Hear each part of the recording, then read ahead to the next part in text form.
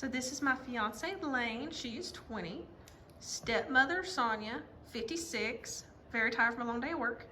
And then my dad, who is 57, looking like 70. She's gonna count you off with that. Probably. So. She gave an excuse why you look rough. So my name is Jordan Hartzog. Today I'll be speaking to you about how electric cars affect the power grid. I'll first start out with it being how it affects your average American, how it affects the average neighborhood, and how it will affect the states that are known for not having the best power grids. So I'm qualified to speak on this topic because I actually work in the automotive industry. So this affects my family more than it probably does others. While I don't work specifically with electric cars, my dad does work in an engine plant, so the potential electric cars going on could cut electric, like engine jobs.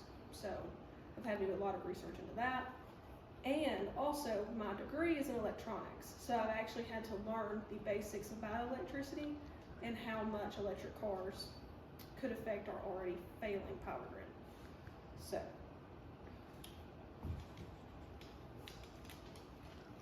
So for your average citizen, has 2 cars per household. The downsides of an electric car for your average citizen are going to be, on average, they're more expensive than an internal combustion engine. Your average house is not wired to support a car charger, let alone 2. So, and in doing that, especially in places with older neighborhoods, like you see a lot more in rural areas. In rural areas, first of all, you have to travel farther to get to work, farther to go to town. The power systems are older, they're more brittle, and you'll see a lot in places like Texas, like I'll talk about later on, that they're struggling just to keep their power on in the winter. But, so there's also less second market support for an electric vehicle.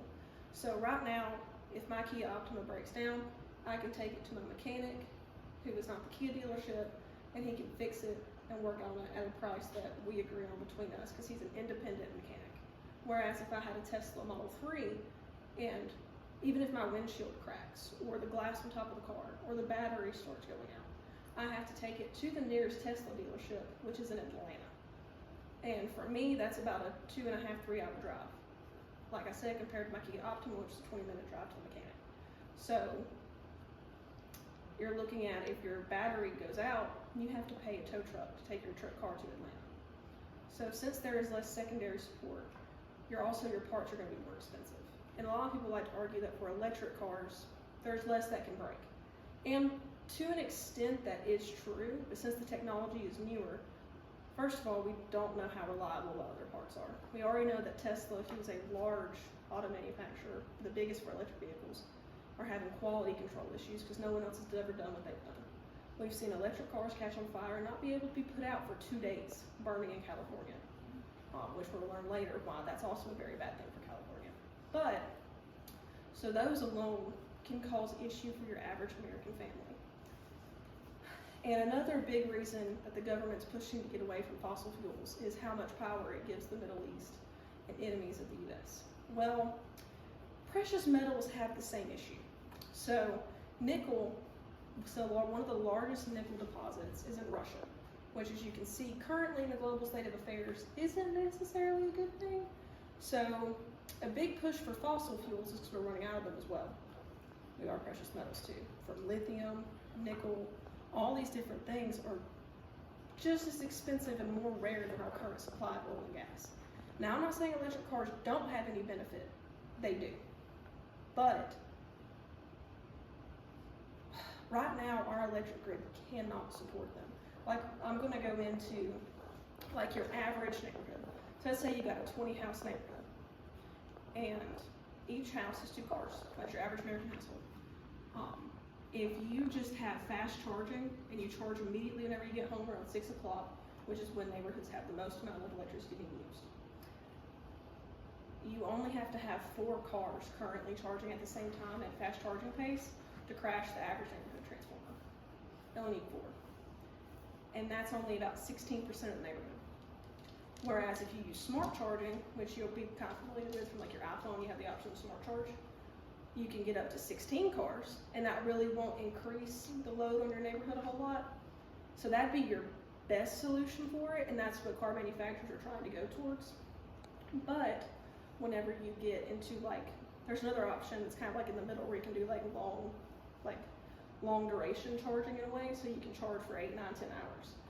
That one's a good in between, but so once you get about 40% of the cars of the neighborhood on it, then it will crash your transformer.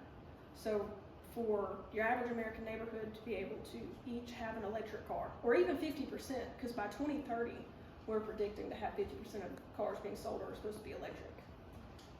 By 2030, we would have to have neighborhoods with larger transformers, high voltage wiring in the houses. You would have to pretty much rip out most of your electrical components in those neighborhoods to support half of those households having. And some states are being slower to transitions, like more rural states like Alabama, Texas, and all that. Well, now I'm gonna go into the actual like states that have shown over and over again problems with their power grids. So the big one, most recent one, is Texas. In 2021, they had a massive power outage in February. So it got so cold, way below their normal temperature, that the gas plants froze. And on top of the gas plants freezing, the backup, which would have been their windmills, also froze. Now, not just because of the windmills themselves, they were shown to not be properly taken care of. So you first started having rolling blackouts where they were trying to keep the power on in certain areas. Well, on day 2, it ended up being that they couldn't even really supply power to anyone. So the death toll for that ended up being 241 people froze to death in their homes. Because Texas is a warm state. They aren't used to having to have firewood like someone in Maine would. So they had no furnaces, they had nothing. Now, could you imagine how much worse that could have been if half of those vehicles had been electric and you couldn't charge your vehicle, you were stuck at home, you had no gas? Like, if you don't have a gas car and your power goes out, you don't have a backup generator, looks like you're not going anywhere to get firewood anyway. So, and then we can move on to California, which is the state with the most amount of EVs. California is known for having rolling blackouts in the summer. And the reason that's also a negative thing for EVs is that most people travel the most during the summer. You drive the most, it feels good. So you're charging your car more than you would during the winter. Well, California had the largest lawsuit ever done against an energy company called PG&E.